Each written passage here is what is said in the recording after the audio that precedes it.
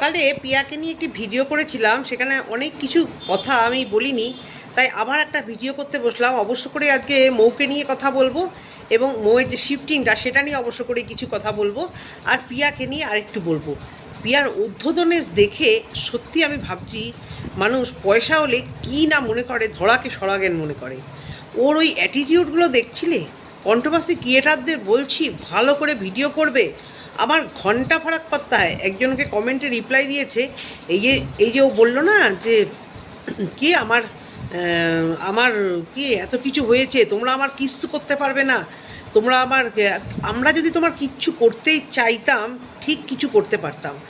আর আমরা কিছু করতে পারবো না, আমরা এখানে কিছু করতেও আসিনি, আমরা এখানে তোমার ভুলগুলো ধরাতে এসেছি। তোমার সঙ্গে পার্সোনালি কোনো রিভেঞ্জ নেওয়ার ইচ্ছে অন্তত নেই না। তোমার সঙ্গে ভালোবাসা করে তেল মারা কোনো ইচ্ছা না, কি তোমার মানে তোমার কোনো ক্ষতি করার ইচ্ছে আমার আছে। কিন্তু তুমি এই যে ওপরওয়ালা দেখাচ্ছিলে না, তুমিও একটু ভয় পাও। ইউটিউব সারা জীবন থাকবে না। হ্যাঁ, ছপিয়ে নিয়েছো প্রচুর পয়সা, কামিয়ে হোক বা ছুপিয়ে হোক। একজন বলেছে যে পয়সাগুলোকে কী করেছো, কী উত্তর দিয়েছে জানো? কি পয়সাগুলোকে কি করবে? লোকের থেকে যে পয়সা নিয়েছো সেখানে দিয়েছে, লিখেছে যে দোতলা বাড়ি বানাবো। লজ্জা করে না? না লজ্জা করে না এই ধরনের কমেন্ট রিপ্লাই দিতে? মান সম্মান ধূলিসাৎ দিয়েছো আর বলে যাচ্ছ আমার রূপ নেই তো কি হয়েছে, আমার গুণ নেই তো কি হয়েছে। তোমার লেগেছে, তোমার ফেটে চৌচির হয়ে গেছে ভেতরটা, তোমার চোখ মুখ তোমার অ্যাটিটিউড সেটা বলছে তুমি শান্তিতে নেই। এবং তোমার যে কতটা ফেটেছে, কেউ কল্পনাকে, যে ক্রিয়েটারের কথা বলছো কল্পনাকে অত্যাধিক ভালো বলায় তোমারও কিছু ফেটেছে, এটা আমিও বুঝেছি। না, থাম্বনেলটা সত্যিই তুমি ঠিকই বলেছো, থাম্বনেলটা হয়তো আমারও একটু খারাপ লেগেছে। ওই যে তোমরা সবাই ভিউজের মরিয়া হয়ে করতে থাকো, সবাই এটা করে, কিন্তু আমার খুব খারাপ লেগেছে। আমি হলে কখনো পারতাম না এই ধরনের থাম্বনেল দিতে। আর সেই জন্যই আজকে আমি কিন্তু এই জায়গাতেই পড়ে আছি। নাই কোনো কন্ট্রোভার্সি ক্রিয়েটারের সঙ্গে হাই হ্যালো করি, নাই সোশ্যাল মিডিয়াতে কোনো ব্লগারের সাথে কথা বলি। বুক চিতিয়ে একমাত্র আমিই বলতে পারি যে কোনো ব্লগারের সাথে ওই হাই হ্যালো, এই মুন্ডুকে কি সুন্ডুকে ভাই পাতানো, মুন্ডুর থাম্বনেল দেওয়া, তোমার সাথে আলগা আলাপ করা, না না না, ওগুলো ওগুলো করতে পারবো না। আর এই ধরনের থাম্বনেল আমার একটু ডিস্টার্ব লেগেছে, এটা তুমি ঠিকই বলেছো। কিন্তু এত উদ্ধতনেস দিয়ে কথা বলার কিচ্ছু হয়নি। অ্যাকচুয়ালি বলেছি না, তুমি বলেছোই তোমার ওই কন্টেন্ট তৈরি করার জন্য, ভিউজের জন্য। আমি তো তোমাকে আজকে ট্যাগ করেছি, চোখে পড়েনি আমার ভিডিওগুলো? উত্তর দেওয়ার তো জায়গা নেই, কারণ এই টাকা পয়সার ব্যাপারে কথা বললে উত্তর দেওয়ার কোনো জায়গা তুমি রাখো না। শাশুড়িমার কথা এখনও শুনলাম না যে উনি, হ্যাঁ তোমার শাশুড়িমা বেইমান, তোমার যাই, তোমার কাকি শাশুড়ি কমেন্ট বক্সে অনেকে রিপ্লাই দিয়েছে, হ্যাঁ উনি সত্যি সত্যি কর্তব্য কী, ভালো জিনিস কী সেটা উনি একদমই মানে চিন্তাভাবনা করতে পারে না। এই জন্য উনি যেদিন মাথা ঘুরে পড়ে গেছিলো, কাকি শাশুড়ি কমেন্ট বক্সে প্রচুর মানুষকে দেখেছি যে এই সেই মহিলা না যে নাকি শ্বশুরমশাইকে অসুস্থ অবস্থায় ফেলে রেখে পালিয়ে গেছিলো। সেখানে কাকি শাশুড়ি প্রচুর লাভ রিয়াক্ট দিয়েছে এবং উনি কিছু কিছু জায়গায় কমেন্টও করেছে যে হ্যাঁ উনি এরকমই, উনি সত্যি মানে কারোর জন্য কিছু কর্তব্য করেনি, নিজের স্বামীকে সত্যি রেখে এইভাবে ফেলে রেখে চলে যাওয়া। যাই হোক, সেটা কিন্তু তোমার তো শাশুড়ি পিড়িত উতলে পড়েছিল, তো তোমার কাছে শাশুড়ির কথা কিছু শুনলাম না। যিনি চলে গেছে তার কথা বারবার তোমার মনে পড়ে, অত্যাধিক মনে পড়ে। হ্যাঁ, দাঁত থাকতে তো তাদের মর্ম বোঝনি। তো এটা গেল তোমার একটা কথা। তোমার ঊর্ধ্বতনেস ঘন্টা ফারাক করতে হয়, বলে নাও আমি কালো, বলে নাও আমি খারাপ, বলে নাও। তাহলে তুমি কী বলতে এসছো এখানে? এই তুমি কী করছো, এটা ফেলছো কেন? আমি খারাপ বলে নাও, আমি কালো বলে নাও, তাহলে তুমি কেন এখানে বলতে আসছো? তোমার যদি কিছুই গায়ে না লাগে তুমি মাখছো কেন? আর কি বলছো? অনেক দিন ধরে তুমি সহ্য করছো, কিছু বলো না, কমেন্ট বলতে আসো, তুমি প্রায়ই বলো, তুমি প্রায়ই বলো এবং তাড়িয়ে তাড়িয়ে বলো। বুঝতে পেরেছো? তোমার তোমার অ্যাটিটিউড বোঝা গেছে। কি করছো তুমি? ফেলে দিচ্ছে, করছে এটাকে। দেওয়ালে যেখানে বসবো সেই প্রতিটা দেওয়াল খুঁচিয়ে খুঁচিয়ে দেখো, খুঁচিয়ে খুঁচিয়ে খুঁচিয়ে খুঁচিয়ে কীভাবে তুলে দিয়েছে, আবার ফেলছে। ওর তাহলে রাখতেই দেবে না, ওর এটার সঙ্গে শত্রুতা। যাই হোক, ওরই খেলনা, ওই ফেলুক। এই যে এই কী করছিস এখানে বসে বসে, কী করছিস? তো এই হচ্ছে কথা যে ওর ওর ঊর্ধ্বতনেস মানে বলার ভাষা রাখে না। আর কমেন্ট বক্সে তেরা তেরা উত্তর, ভালো কমেন্টের কোনো রিপ্লাই দেবে না, কমেন্ট বক্সে জঘন্য তেরা তেরা উত্তর দেবে। অ্যাকচুয়ালি কল্পনাকে প্রশংসা করলেই ওর ফেটে চৌচির হয়ে যায়, এটা একদম অতীব বাস্তব। তারপরে মৌয়ের প্রশংসা মানে ক্রিয়েশন, মৌ এর প্রশংসা শুনলেও ওর ফেটে চৌচির হয়ে যায়। আর সেই ফেটে চৌচির হয়ে যাওয়ার থেকে ও মাঝে মাঝে এরকম উদ্ধতনেস দেখায়, এবং ও এর আগে ও এরকম ভয়েস ওভারে এই সমস্ত পাড়ার লোকের ঘটনা, এই সমস্ত ঘটনা বলছিল বর তো বাড়িতে নেই, তাই এই সুযোগে আমি একটু বলে নিচ্ছি, বুঝতে পেরেছো? মানে ওর মনে সবসময় বলার ইচ্ছা থাকে, মেবি ওর বর হয়তো কখনো এগুলো মানে বারণ করে বলে ও একটুখানি থামে, না হলে ও রোজই বলতো। কন্ট্রোভার্সি কি এটা? তোমাদের অনেক সময়, আমারও তো সময় কোথায়, তোমার যে কী কুটনামি করার সময়, কী লোকের পেছনে তোমার এই মানে এই কথা ওকে, তার কথা ওকে, বা তোমার যাকে ধন্দাকে নিচা দেখানোর প্রচুর সময় তোমার। তুমি ওই পাড়ায় তোমার জায়েদের সঙ্গে মিশবে কী করে ভালো করে? তোমার মনের মধ্যে খালি কুচুকিমনির মতো কুচুর করে। কারণ তুমি পয়সা নিয়ে উদ্ধতনেস দেখিয়ে তুমি চাও কি সবাই তোমার খেসারত খাটুক, সবাই তোমাকে তেল্লাই দিক। এবার তারা সেগুলো তারা দিচ্ছে না, তাদের ডেমাকে যারা থাকছে তুমি তাদেরকে আর সহ্য করতে পারছো না। এটাই হচ্ছে তোমার মেন ক্যারেক্টার। তুমি বলছো না কন্ট্রোভার্সি ক্রিয়েটারদের অনেক সময়, হ্যাঁ আমার কাছে এসে একদিন দেখো, আমি দেখিয়ে দেবো আমার কত সময় তোমার মতো এরকম পিএনপিসি করা, বাড়ির ঝগড়া দিয়ে পয়সা রোজগার করা। আমরা কন্ট্রোভার্সি ক্রিয়েটার, একটা জোন আছে, তোমরা ভুল করলে সেটুকু বলার, ভিডিও দেখে যেটুকু বলার আমি অন্তত সেটুকু তোমাদেরকে বলি। তার মানে এই ভেবো না যে আমাদের কোনো কাম নেই, বুঝতে পেরেছো? দুটো বড় বাচ্চাকে সিবিএসই বোর্ড থেকে এখনও একটাও 12-এ পড়ে মেয়ে, ছেলে বেরিয়ে গেছে, তো একটা জায়গায় দিতে গেলে মার একটু ধক লাগে। আমার বর তো সবসময় বাইরে থাকে, আর ওর এইদিকে ইচ্ছাটাও একটু কম, ওর মানে ওই যেহেতু আমি করি ওর এইদিকে ভীষণ ল্যাথার্জি। কিন্তু আমি সেইভাবেই খেটে হোক, নিজের কাজ সামলে হোক, আরও এক্সট্রা কারিকুলাম যা করার থাকে সবাই, আমি কেন, প্রচুর মায়ের আমার মতো, আমি একা মানে এক্সক্লুসিভ কিছু না, প্রচুর মায়েরা যাদের সঙ্গে ওঠা বসা করা, বন্ধু বান্ধব দেখা, সবাই এটাই করছে।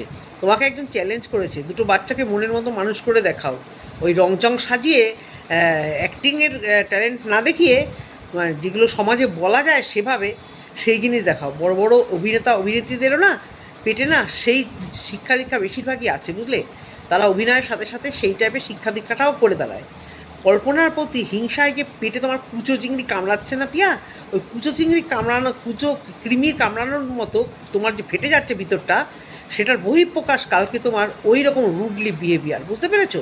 তুমি কন্ট্রোভার্সি ক্রিয়েটারকে ঠুকেছো, তার সঙ্গে সঙ্গে তুমি কল্পনাকে নিয়ে তোমার হচ্ছে মানে বলছি না 1 ঘটি জল তুমি বেশি খাও, এতটাই মানে বদমাইশ টাইপের হিংসা। লজ্জা করে না? ও তো তোমাকে পাত্তাও দেয় না, পোছেও না, তোমার তাও লজ্জা করে না। যাই হোক, তুমি করে যাও। আর আরও কেন তোমাকে নিয়ে ভিডিও করলাম জানো? তুমি বললে না কালকে কন্টেন্ট দিলাম, করো কন্ট্রোভার্সি করো, তাই কন্ট্রোভার্সি করলাম, তোমার কোনো ক্ষতি করার জন্য না। বলছিলে না কন্ট্রোভার্সি ক্রিয়েটার আমার কিছু ক্ষতি করতে পারবে না, পারবে কি করে? ক্ষতিটা কার করে? যার লজ্জা ঘেন্না আছে। তোমার এত দাপট, এত দেমাগ, তোমার জায়গায় আমি যদি লজ্জা ঘেন্না বোধ বলো না, ওই টাকা ঠিক লোককে ঘুরিয়ে ফিরিয়ে দিতাম, জানো তো? ঘরে রাখতাম না, যে রোজগার আমি নিজে করি, এদিকে ছেলের ট্রিটমেন্টের জন্য, ছেলের খাওয়া দাওয়া, ছেলের সমস্ত কিছু ওষুধপত্রের হিসেব নিয়ে বসেছিলে একদিন, এতটাই নোংরা মেন্টালিটি, ছেলের খাওয়ার হিসেবটা পর্যন্ত এখানে নিয়ে বসে গেছিলে, এবং লোকেদের দানে ছেলের ট্রিটমেন্ট। এই যে ভিতর থেকে এই যে একটা মানে আসে না, আমরা হলে আমাদের মানে আমি হলে অন্তত তোমার জায়গায় এত চেটাংগুলি মারতাম না, মারলে সেই টাকাটা ফেরত দিয়ে মারতাম, বুঝতে পেরেছো? সুতরাং চেটাংগুলি মারার জায়গায় ওয়াইটিতে নেই, কিছু করতে পারবো না, কিন্তু তোমার চেটাংগুলিটাকে বন্ধ করতে পারবো। ভিডিও করছি, কন্ট্রোভার্সি ভিডিও করছি পাড়ায়, যাতে তোমাকে নিয়ে খিল্লি হয় সেই চেষ্টাটা করে যাব। যে তুমি টাকা নিয়ে তুমি বসে গেছো, কিন্তু তোমার মানে যায়নি, তোমার ওই অ্যাটিটিউড তোমার কিছুতেই যাচ্ছে না, বড় লোক হওয়ার অ্যাটিটিউড, বুঝেছো? লোকের টাকাগুলো ফিরিয়ে দাও, লোককে একটু দান ধ্যান করো, নিজের কথা না ভেবে। সোশ্যাল মিডিয়া থেকে তো কিছু কামাচ্ছ, আমার ব্র্যান্ড প্রমোশন আছে, আমার এই আছে, দাঁড়াও, রুকো যারা, সাভার করো, নিশ্চয়ই তোমার ভালো হোক। উদ্ধতনেস দেখানোর ফল পাচ্ছে না তোমার কাছে চলে যায়, উদ্ধতনেস দেখার ফল না পাচ্ছে তোমার কাছে চলে যায়, তখন হাহুতাশ করেও ফুল পাবে না। পুরনো দিনকে ভুলে যেও না, যেটা তুমি ভুলে যাচ্ছ।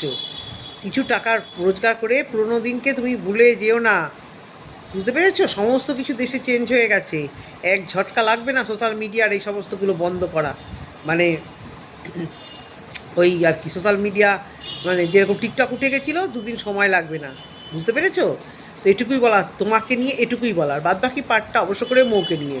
মৌ শিফট হচ্ছে কালকেই কেষ্টপুর থেকে ফিরলাম, যখন আমি শুধু দেখছিলাম আর ভাবছিলাম যে মৌয়ের ভিডিও, তখন আমি চালিয়ে রেখে একটু দেখছিলাম আর ভাবছিলাম অনেকক্ষণ আগে থেকে হলদিরাম থেকেই চালিয়ে রাখছিলাম, দেখছিলাম ওর ভিডিওটা, আর ভাবছিলাম যে মৌ এখানেই বেশ কিছুদিন ধরে সংসার করেছিল।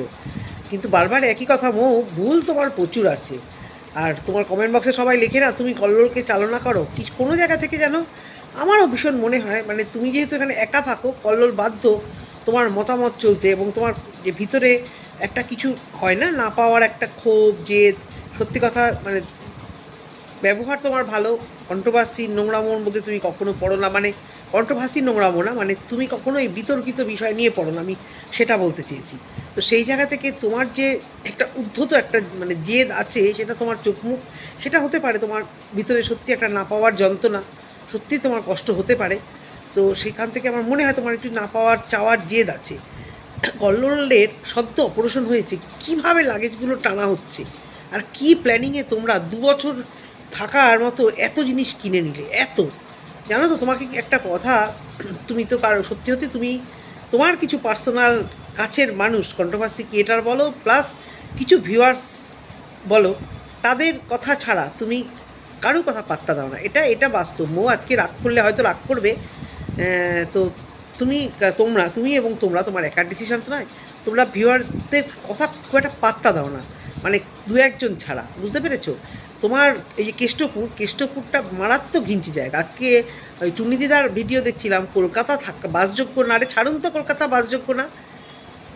নিশ্চয়ই আপনারা গ্রামে থাকেন, আপনারা অভ্যস্ত, নিশ্চয়ই ভালো গ্রামে থাকা, কিন্তু রাত বিকেল হয়ে গেলে যাওয়ার পরে না, এই যে ফাস্টফুড, এই শপিং মল, এই যে ঝা চকচকে রাস্তাঘাট, গাড়ি ঘোড়া, এইগুলো না দেখলে না মানে আমরা মানে ভীষণ ডিপ্রেশন লাগে। আমার কোলাঘাটের বাড়িতে গেলে না আমার বিকেল হলে আমার কান্না পায়, কিছু দেখতে পাই না, শুধু অন্ধকার, শুধু গাছ, শুধু পুকুর, মানে ভীষণ কষ্ট লাগে সমস্তগুলো দেখলে, একটা ডিপ্রেশনের মধ্যে মানে চলে যাওয়ার মতো অবস্থা থাকে। আপনি গ্রামে থাকেন মানে সত্যি যে তার মানে কলকাতা বাসযোগ্য না, তাহলে কারি লোক কলকাতায় থাকতো না। এই টুনিদিদা না বড্ড মানে অল্পবিদ্যা ভয়ঙ্কর, একদম মানে সহ্য হয় না, পা চাটা চাটা ভিডিও করে, আর এমন ভিডিও করছে মৌকে নিয়ে, মৌয়ের বাড়ি গেলাম, মৌকে ফোন করলাম, মৌয়ের সাথে কথা হলাম, পিয়াকে নিয়ে দেখে অনেকে ভিডিও করে, তোমার সাথে দেখা হয়েছে, তোমার বাড়ি গেলাম। আরে ভাই দেখা হয়েছে, আপনারা যে দেখা করার মতো তো সবাই জানে, ব্লগারদের যে পা চাটেন, ব্লগারদের যে দেখতে চান, এই তো সবাই জানে। এই দিকে আবার ভিউজ কামানোর কী আছে ভাই? দাঁড়াও আসছি একটু। তো আমার মানে সত্যি আমার খুব রাগ হলো ওনার কিছু কথা শুনেও জ্ঞান দিচ্ছে। মৌ কেষ্টপুরে ছিল, কেষ্টপুর হচ্ছে ওয়ান অফ দ্য ঘিঞ্চি প্লেস, মানে এত ঘিঞ্চি, এত গায়ে গায়ে বাড়ি, প্রপার মানে কলকাতা যে যায় মানে যেসব জায়গাগুলো বলে, কেষ্টপুরকে না ওই রকমভাবে ধরা যায় না। আর ওর ওই ভিউয়ার দিদির সীমা ওইটুকুই ছিল, ওকে কেষ্টপুরের মধ্যেই কাছাকাছি থাকতে বলেছিল। আর মেবি ও যে তেঘুরিয়াতে যে ফার্টিলিটি সেন্টারগুলো আছে, হয়তো ওখানেই ডাক্তার দেখাচ্ছিল, মানে বুঝতে পারছিলাম ওর যাতায়াত দেখে যে বাড়ি থেকে বেরিয়ে যেভাবে টোটোতে উঠছিল। তাও কেষ্টপুরের বাইরে একটু বেরিয়ে আসলে ও সেই একটু খোলামেলা জায়গার ফিলটা পেতো। অনেক এরকম আছে, ওকে ও ঘিঞ্চি জায়গা বেছে নিয়েছে, তাই ও ঘিঞ্চি জায়গায় থেকেছে। কিন্তু ও মৌ তো নিজে বলছিল যে এখানে একটা ফেসিলিটি 100 বার, এই যে মাছ মানে ভালো ভালো মাছ খাচ্ছিল, যেটা নাকি জীবনে ওখানে পায় না, ঘর থেকে বেরোলেই সমস্ত কিছু, ডাক্তার প্লাস বাচ্চা মানুষ করার। হ্যাঁ, মৌ ডাক্তারদের নামে যেভাবে বলছে, এই যে এটাও ঠিক না, নেগেটিভিটি সত্যিই ছড়ানো ঠিক না। ও বলল যে কারুর কথায় অন্ধবিশ্বাস, কারুর কথায় অন্ধবিশ্বাস করবে কেন? ডাক্তার হয় মৌ, ডাক্তার তো ভগবান নয়। তোমার শরীরে অনেক সমস্যা, হয়তো সেই জন্য তুমি সাকসেস হচ্ছ না মানে ওই ডাক্তারের কাছে গিয়ে সবাই ফেলিওর হচ্ছে এটা তো নয়। তুমি সাকসেস হচ্ছ না বলে তুমি যে ডাক্তারকে বলছো অন্ধবিশ্বাস করে এখানে চলে এসেছিলাম, করেছিলেই বা কেন? তোমার তো নিজের শরীরটা দেখা উচিত, তোমার শরীরে যে সমস্যা, এটা তোমাকে কথা দিল 3 মাসের মধ্যে তোমার ফার্টিলিটি চলে আসবে, আর তুমিও সেটাকে ধরে নিলে যে হ্যাঁ আমার 3 মাসের মধ্যে আসবে। আর তাই জন্য দুনিয়ার জিনিস মানে ভৌটো বাটা এত কেউ কেনে? জানো তো এরকম অনেক ফ্ল্যাট আছে, আমারই একটা ফ্ল্যাটকে আমি এইভাবে আজকাল ভাড়া দিচ্ছি। কী বলো তো, ওই মানে 6 মাস 12 মাস ওইরকম ধরনের ভাড়া না। তো নামটা আমি বলছি না, একটা সংস্থা আছে বিদেশি সংস্থা, যারা জানবে, যারা এখানে একটু পেটে বিদ্যা আছে তারা জানবে, এরকম সংস্থা প্রচুর আছে, তাদের মারফত এরকম রেন্ট দেওয়া হয়। যেমন ও মানে ওই ওয়েও আছে না, এটা ওয়েও না, ওয়ে তো একদম মানে অন্য জিনিস, এটা পুরো অন্য জিনিস। ধরো তো বাইরে থেকে কেউ আসলো, এই তো আমার ফ্ল্যাটে কিছুদিন আগে এক ভদ্রমহিলা দেরাদুন থেকে এলো, তার বাচ্চাকে নিয়ে কোথায় কলকাতার এখানে পড়াশুনো করাচ্ছে, আমার কাছ থেকে সমস্ত বই খাতার সোর্স নিল, অনলাইনে কোচিং করলো, পুরো 20 দিন মতো থাকলো, বুঝতে পেরেছো? কীভাবে থাকলো? তোমাকে বলছি, এই যে ধরো এই যে আমাদের মিশো পিশো, তা তো মিশো তো নিজের কোনো প্রোডাক্ট বানায় না, মিশো অন্যান্যদের প্রোডাক্ট সেল করে। এরকম ওই কোম্পানিগুলো এরকম হয়, আমি নাম এখানে বলবো না, জানি না, ফেসবুকে দেখা যায় খুব। এবং সেখান থেকে আমি আমার ফ্ল্যাটটাকে এরকমভাবে রেন্টে দিয়ে রেখেছিলাম, দিয়ে রেখেছি, মানে এখনও দিয়ে রেখেছি। সেখানে এরকম ফার্নিচার শুদ্ধ কিচেন থেকে, আমরাও যেরকম হোমস্টে থাকি, বাইরে গেলে এটা হোমস্টে ঠিক না, হোমস্টে তো অনেক সময় রান্না করা খাবার দেয়, এখানে এভরিথিং তোমার পুরো ফ্ল্যাটটা তোমাকে ছেড়ে দিতে হবে, উইথ ফার্নিচার সমস্ত কিছু তোমাকে ফ্ল্যাটটা ছেড়ে দাও। এবং অনেকে আজকাল এই জিনিসগুলো ভীষণভাবে প্রেফার করছে, কারণ এক কাপ চা খেতে গেলেও হোটেলে যে খরচাটা সেটা বাঁচিয়ে যারা এয়ারপোর্টে আসছে ফ্লাইটে করে, তাদের হয়তো অনেক দিন থাকতে হবে, বা ট্রেনে আসছে বাইরে থেকে, আউট অফ স্টেট থেকে, আউট অফ তোমার ইয়ে থেকে আসছে, ক্যালকাটা থেকে আসছে, সেখানে এসে এরা এখানে ধরো 20 দিন থাকছে, সেখানে হোটেলে থাকতে গেলে প্রচুর খরচা। আর অনেকেই 12 মাস থাকছে না, তাহলে কী করবে, সেই ক্ষেত্রে এরকম ভাড়া পাওয়া যায়। তো বললাম তোমাকে, নেক্সট যদি কখনো মনে করো এরকম দুনিয়ার জিনিসপত্র সমেত ফ্ল্যাট ভাড়া পাওয়া যায়, আমি আমার ফ্ল্যাটকে এরকম দিচ্ছি, একটা 1 BHK ফ্ল্যাট, হলঘরটা অনেকটা বড়, কিচেন এবং কিচেনের যত জিনিস সঙ্গে এসি বলো, যা যা ফেসিলিটি একটা মানুষের ঘরে থাকে, যা যা থাকে পুরো ধরে ফ্ল্যাটটাকে ওরকমভাবে ভাড়া দিয়ে দিতে হয়। মানে নর্মাল ভাড়া থেকে এই ভাড়া অনেক, মানে অনেকটা মানে তোমার সুবিধা। যাই হোক, এরকম যদি এরপর থেকে যদি কখনো আসো, জানি না আসবে কি না, যদি আসো এভাবে নেবে। এবার আসি ওই রকমভাবে গুছানো, মাই গড, দুটো মানুষ, দুজনেই অসুস্থ, ওইভাবে কেউ লাগেজ গুছায় শিফটিংয়ে, আমি বাপের জন্যই দেখিনি, এই তোমাদেরকেই দেখলাম। সব লোক পাওয়া যায়, তোমরা ইউটিউব ঘাটো, তোমরা সোশ্যাল মিডিয়াতে থাকো, আরবান কোম্পানি ঘরে এসে বাথরুম পরিষ্কার থেকে শুরু করে এভরিথিং করে দেয়। ওইটুকু টাকা খরচা করলে এত কষ্ট করতে হতো? এইভাবে রাত 3টের অবধি ফার্নিচার গুছাচ্ছ, খাচ্ছ দাচ্ছ, এইভাবে সম্ভব মৌ? এইভাবে সম্ভব জিনিস গোছানো? এত বুদ্ধি রাখো, কারুর বুদ্ধি নাও না, আর এইটুকু তোমার মাথায় আসলো না গো? হ্যাঁ, যে এইভাবে এত জিনিস, মানে 2 বছরের গুছানো জিনিস, ভেবেছিলে তোমরা অনেক বছর এখানে থাকবে, ভেবেছিলে একটা ভালো কিছু খবর আশা করেই তো মানুষ আসে, আশায় চাষা মরে, কিন্তু সেই আশাটা কখন করবে বলো তো? একটুখানি আশার আলো দেখলে তবে তো আশা করবে। আজকে আমি এখানে বসে আমি যদি চিন্তা করি আমার লন্ডনে একটা বাড়ি গাড়ি বা ঘর হবে হবে হবে, তাহলে কি হবে বলো? আমার তো তার জন্য কিছু তো কোয়ালিফিকেশান, কিছু তো যোগ্যতা আমার লাগবে, যে কিছু তো পয়সা করি লাগবে, যে আমি ওখানে বাড়ি গাড়ি সমস্ত কিছু করে বসে থাকবো। তাই জন্য তোমাকে বলছি যে তুমি একটা আশা, কার কার থেকে কী শুনেছো, কে তোমাকে বুদ্ধি দিচ্ছে জানি না, কে তোমাকে কোন ভিউয়ার বুদ্ধি দিয়েছে, নাকি নিজের ইচ্ছাতে তুমি ধরে নিলে যে তুমি এখানে আসবে, সমস্ত কিছু সাকসেস হবে। সব কি পায় মানুষ এই জীবনে? এই যে এখন ফেলিওর হয়ে তুমি যে গুছাচ্ছ, কীভাবে তুমি বলছো ঘরগুলো খাকা করছে, কি খারাপ লাগে না বলো তো? কোনো মানে হয় এই এই ধরনের আঘাত পাওয়া? এমনি তুমি প্রচুর আঘাত পাও, তোমার বাবা মা বাইরে থাকে, বাবা চলে গেল, তুমি দেখতে মতো যেতে পারো না, তোমার বাংলাদেশের বাড়িতেও তুমি আজ অবধি যেতে পারো না, এগুলো তোমার মনকে ভীষণ কষ্ট দেয়। তার মধ্যে একটা এই যে সন্তান না হওয়ার যন্ত্রণা, এটা তোমাকে কুড়ে কুড়ে খায়। আর তুমি কি করলে, আশা একদম সেই পর্যায়ে করে গেলে, এবার তুমি ফেলিওর হলে, এইভাবে জিনিস বিক্রি করছো, কথা বলছো, আর এত মানে চিন্তা করতে পারি তুমি আর কল্লোল এই ধরনের বোকামি করবে? বিশ্বাস করো, তোমাদের আমি একটু অন্য চোখে, একটু ম্যাচুরিটির মধ্যে দেখেছিলাম। এইরকম ভুল যে করবে, কত বছরের জন্য তোমরা কলকাতায়, হয় না গো, তোমার শাশুড়ি মাকে এভাবে আটকে রাখা যায় না, খোলামেলা জায়গায় অভ্যস্ত তো, ওভাবে রাখা যায় না। ডগিটা অভ্যস্ত হয়ে যেত, তোমার ওই সুন্দর মিষ্টি বাচ্চাটা, ও এক না একদিন তোমাদের পেয়েও কিন্তু অভ্যস্ত হয়ে যেত। আজকে তোমার বাড়িতে যা গায়ে ভিডিওটা যা দৌড়াদৌড়ি করছিল, মানে সত্যি ওর জন্যই তোমার ভিডিও দেখা। তো সুতরাং এইভাবে গোছগাছ না করে একটু যদি মাথাটা খাটাতে না, তাহলে নিজেরাও ভালো, মানে একটা ভালো পজিটিভ দিক, একটা ভালো কিছু তোমরা সোশ্যাল মিডিয়াতে, মানে তোমাদের থেকে তো ইনফ্লুয়েন্সার, তো তোমাদের থেকে অনেক কিছু মানুষ শেখে, তো এগুলো দিলে ভালো লাগে। আর একটু মানে কটা হাতে কোনা ভিউয়ার্স আর দিদি আন্টি ছাড়া একটু অন্যান্য ভিউয়ারদের কথা মাঝে মাঝে শুনবে, বুঝতে পেরেছো? আমাদের মতো ভিউয়ারদের কথাও মাঝে মাঝে শুনবে, আমাদের মধ্যেও কিছু জানার আছে। তুমি এই তোমার এই টুনটুনি দিদি কলকাতাকে হেও করছে, কি ঘিনছি বড় বড় জায়গা, উনি দেখেছে সল্টলেক, উনি দেখেছেন নিউ টাউন, উনি সাউথ কলকাতা কিছু কিছু জায়গা, কিছু কিছু ফ্ল্যাট দেখেছে, নিশ্চয়ই উনি দেখেনি বাড়িগুলো।